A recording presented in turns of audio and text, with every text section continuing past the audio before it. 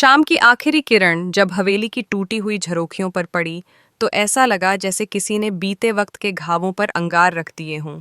हवा में धूल थी, पर उस धूल से भी ज्यादा भारी था सन्नाटा। ऐसा सन्नाटा जो किसी अनकहे अपराध की गवाही दे रहा हो। हवेली के दरवाजे पर लटका पीतल का बड़ा ताला अब खुला हुआ था, जैसे बरसों बाद किसी भूले हुए राज को आज फिर जिंदा होना हो। दरवाजे के पास खड़ी थी मिली, वही मिली जो कभी इस घर की रौनक थी और आज इस घर की सबसे बड़ी बदनामी का चेहरा बन चुकी थी। उसकी आंखों में थकान थी, पर थकान से ज्यादा गहराई थी, जैसे आंखें नहीं, कोई कहानी बोल रही हों। टैक्सी के धुएं में उसका चेहरा धुंधला पड़ गया था। हवा में मिट्टी की महक थी, पर उसके साथ एक अजीब सी घुटन भी। मिली ने सिर उठाया, हवेली की ओर देखा। वही पुराना नीम का पेड़, वही टूटी सीढ़ियां, वही दहलीज, लेकिन सब कुछ उसे अजनबी लग रहा था, मानो इस हवेली ने उसे पहचानने से इनकार कर दिया हो। उसके साथ खड़ी थी आहाना, उसकी छाया, उसकी सहारा। आहाना ने उसका कांपता हाथ थामा और धीरे से बोली, मिली दी, डर मत। माँ नाराज हैं, पर वो माँ हैं। जब वो तुझे देख लेंगी तो सब माफ कर देंगी। मिली की सांसें तेज चलने लगीं, उसकी आवाज़ फट सी गई। नहीं आहाना, माँ मुझे कभी माफ नहीं करेंगी। जब मैंने उस दिन घर छोड़ा था, तब उनकी आंखों में जो टूटन देखी थी, वो अब भी मेरे सीने में जलती है। आहाना ने उसकी हथेलियों को कसकर पकड़ा। दी, जो बीत गया उसे वापस नहीं लाया जा सकता, पर जो बाकी है उसे सुधारा जा सकता है। तूने बहुत सहा है, अब वक्त है कि माँ को सच्चाई पता चले। हवेली के अंदर उस वक्त अगरबत्तियों की खुशबू फैली हुई थी। घर के बीचों बीच दुर्गा देवी बैठी थीं, आंखों पर मोटे चश्मे, माथे पर बड़ी सी बिंदी और चेहरे पर वही कठोरता जो बरसों से उनकी पहचान बन चुकी थी। पूजा की थाली में फूल सजाए जा रहे थे, लेकिन हवा में एक बेचैनी थी, जैसे किसी अनहोनी की आहट हो। बड़ी बहू रसोई से आवाज देती है, माँ जी, नैवेद्य तैयार है। दुर्गा देवी सिर हिलाकर बस इतना कहती हैं, ठीक है, आरती के बाद सबको बुला लेना। लेकिन तभी कदमों की आहट आती है। आहाना धीरे धीरे आंगन में प्रवेश करती है। चेहरा उतरा हुआ है, आंखें भीगी हैं। दुर्गा देवी भौहें चढ़ाती हैं। क्या हुआ बहू, चेहरे का रंग क्यों उड़ा हुआ है? आहाना की आवाज बमुश्किल निकलती है। माँ, कोई मिलने आया है। कौन आया है?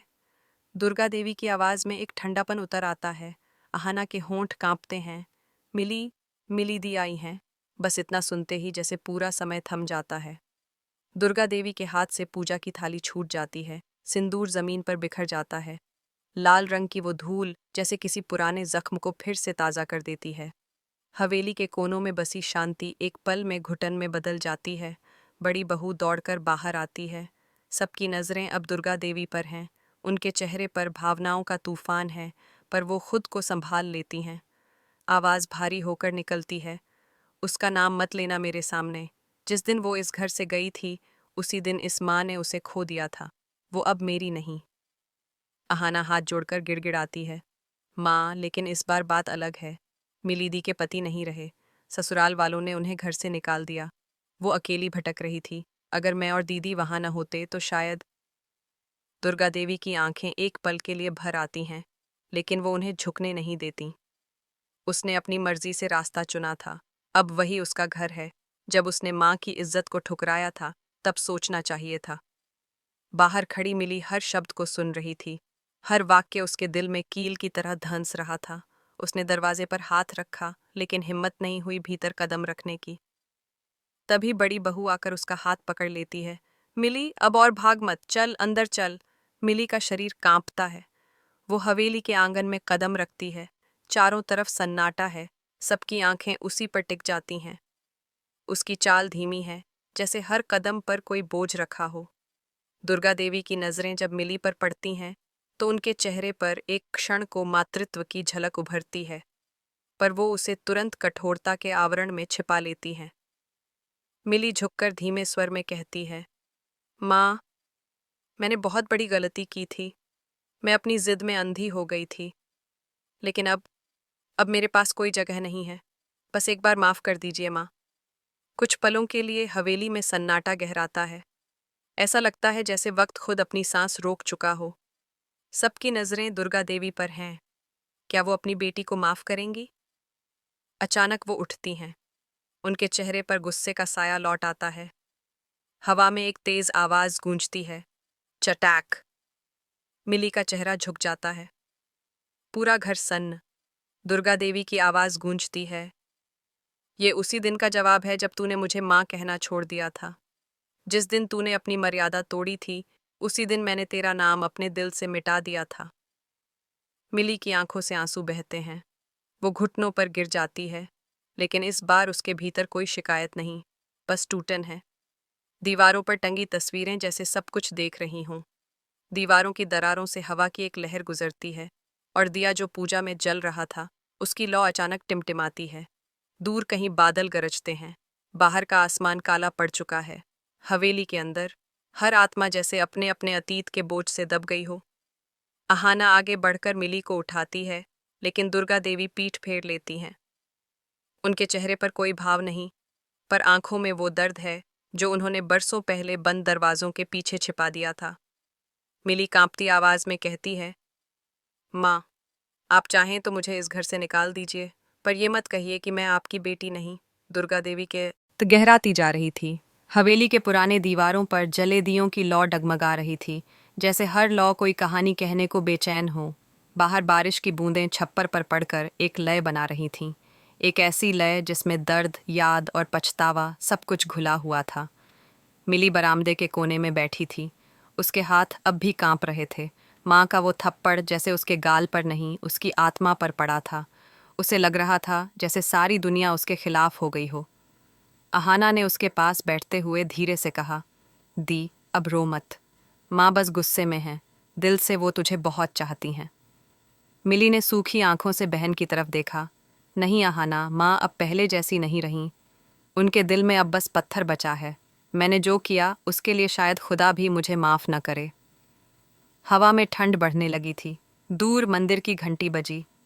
बड़ी बहू रसोई में थी, पर उसकी आंखें बार बार आंगन की तरफ उठ जातीं। वो जानती थी यह मामला केवल माँ बेटी का नहीं, बल्कि पूरे खानदान की प्रतिष्ठा से जुड़ा था।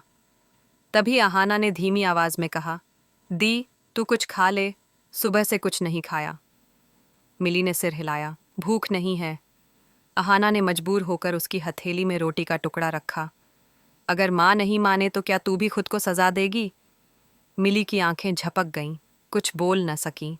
वही वक्त था जब हवेली की घड़ी ने रात के 12 बजाए। पूरे घर में सन्नाटा फैल गया। अचानक बाहर के दरवाजे की चरमराहट सुनाई दी। मिली ने चौंक कर देखा। दरवाज़ा अपने आप हिल रहा था। हवा की दिशा बदल चुकी थी। ये हवेली है अहाना, मिली ने धीमे स्वर में कहा। यहाँ हर दीवार सुनती है, हर परछाई कुछ कहती है। जब मैं छोटी थी, माँ कहती थीं, इस घर की आत्मा जिंदा है। अहाना हल्का मुस्कुराई। दी, तू अब भी उन कहानियों पर यकीन करती है? मिली बोली, कहानियाँ नहीं थीं वो, सच था। जिस दिन पापा का निधन हुआ था, मैंने खुद उस कमरे की खिड़की अपने आप खुलते देखी थी, जैसे कोई अलविदा कहने आया हो। बाहर बिजली चमकी। उसी रोशनी में एक पल को ऐसा लगा जैसे पुरानी सीढ़ियों पर कोई साया खड़ा हो। मिली ने आंखें मींच लीं, पर जब खोलीं तो वहां कुछ नहीं था। अंदर दुर्गा देवी अपने कमरे में थीं। उनके हाथ में पापा की पुरानी तस्वीर थी, वही तस्वीर जो उन्होंने बरसों पहले दीवार से उतार दी थी। उनके होंठों पर एक कांपता सवाल था, क्यों गया था तू रमेश? क्या इसीलिए कि मैंने तेरी बेटी को घर से निकाल दिया? उनकी आंखों से एक आंसू फिसल कर तस्वीर पर गिरा। उन्होंने सिर झुका लिया, पर अगले ही पल उनके भीतर का कठोरपन लौट आया। नहीं, जो गलत है वो गलत ही रहेगा। मेरी ममता मेरी मर्यादा से बड़ी नहीं। आंगन में मिली अब भी बैठी थी। अचानक उसे महसूस हुआ जैसे पीछे कोई खड़ा हो। उसने पलटकर देखा। वहां माँ थीं, चेहरा कठोर पर आंखों में थकान। मिली उठी और धीमे से बोली, माँ, मैं कल सुबह चली जाऊंगी, अब और आपको परेशान नहीं करूंगी। दुर्गा देवी ने ठंडी आवाज में कहा, जहाँ जाए तेरी मर्जी, बस इस घर में फिर कदम मत रखना। मिली के होंठ कांपे। माँ, एक आखिरी बात पूछूं? पूछ। जब मैं गई थी, क्या आपने कभी मुझे याद किया? दुर्गा देवी चुप रहीं। उनकी आंखों में एक क्षण को नमी तैर गई, पर उन्होंने चेहरा फेर लिया। जिसे अपना रास्ता खुद चुनना था, उसे याद करके क्या फायदा? मिली की आंखों से फिर आंसू गिरे। वो कुछ कहती, इससे पहले ही दुर्गा देवी ने कहा, रात हो गई है, जा सो जा, कल सुबह चली जा। मिली अपने कमरे की ओर चली गई, वही कमरा जो बरसों पहले उसका था। दीवारों पर अब भी उसकी बचपन की तस्वीरें थीं, पर उनमें मुस्कान गायब थी। उसने बिस्तर पर सिर रखा, लेकिन नींद उससे कोसों दूर थी। अचानक बाहर की खिड़की खुल गई। ठंडी हवा के साथ हल्की सी फुसफुसाहट सुनाई दी, जैसे कोई नाम पुकार रहा हो। मिली। वो चौंक उठी। कौन? पर जवाब में सिर्फ सन्नाटा था। बिजली एक बार फिर चमकी और सामने के शीशे में उसे किसी का प्रतिबिंब दिखा। एक औरत का, जो सफ़ेद साड़ी में थी और आंखों में अजीब शांति थी। वो उसी की माँ जैसी लग रही थी, लेकिन फिर तुरंत गायब हो गई। मिली ने आंखें मल लीं। नहीं, ये मेरा वहम है। उधर बड़ी बहू रसोई से लौटते हुए आंगन में पहुंची। उसने देखा, दीवारों पर टंगे सिंदूर के निशान गीले पड़ चुके हैं। पूजा की थाली वहीं पड़ी थी जहां शाम को गिरी थी। उसने उसे उठाया और सोच में पड़ गई, माँ जी ने इस बार शायद हद पार कर दी। सुबह का सूरज उदास था। हवेली के आंगन में पक्षियों की आवाज़ें भी खोखली लग रही थीं। मिली ने अपना छोटा सा बैग उठाया। अहाना ने रोते हुए उसका हाथ पकड़ा। ती, मत जा, मैं माँ से बात करूंगी। मिली बोली, नहीं, अब सब खत्म हो चुका है। माँ का गुस्सा प्यार से बड़ा हो गया है। उसी वक्त दुर्गा देवी बाहर आईं। हाथ में चाय का प्याला था। उन्होंने देखा, मिली दरवाजे के पास खड़ी है। पल भर को उनकी आंखें भीगीं, पर फिर ठंडापन लौट आया। मिली ने झुककर पैर छुए। आपका आशीर्वाद लेकर जा रही हूँ माँ, पता नहीं फिर कभी लौटूं या नहीं। दुर्गा देवी ने कुछ नहीं कहा, बस पीछे मुड़ गईं। मिली का दिल टूट गया। वो गेट की तरफ बढ़ी। तभी आंगन की दीवार से टकराकर उसकी नज़र पड़ी। पुराना पारिवारिक फ़ोटो। उस फोटो में माँ, पापा और वो तीनों बहनें थीं। सब मुस्कुरा रहे थे। उसने कांपते हाथों से फोटो को छुआ और बुदबुदाई, काश वक्त लौट आता। अहाना पीछे से बोली, दी, रुको। मिली ने मुड़कर देखा। क्या हुआ? अहाना ने कांपती आवाज में कहा, माँ ने तुझे कमरे में बुलाया है। मिली ठिठक गई। क्या? हाँ, उन्होंने खुद कहा। मिली के कदम रुक गए। दिल की धड़कन तेज हो गई।